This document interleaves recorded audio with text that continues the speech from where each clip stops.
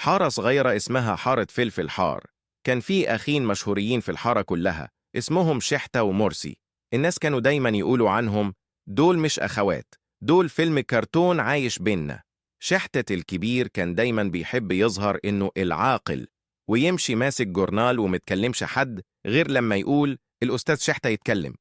أما مرسي الصغير فكان فوضوي.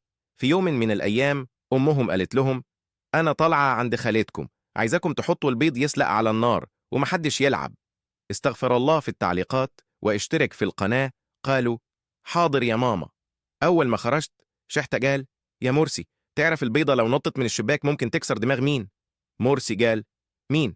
قال تعال نجرب ونشوف. رموا أول بيضة، طارت نازلة فوق عم رجب البقال فصرخ إيه ده، السماء بتمطر بيض.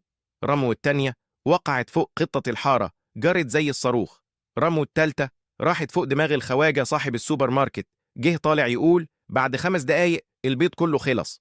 رجعت الأم لقيت الحلة فاضية والمطبخ فيه ريحة، مش بيض، ريحة مصايب. قالت لهم فين البيض؟ شحتة قال علمية اتبخر.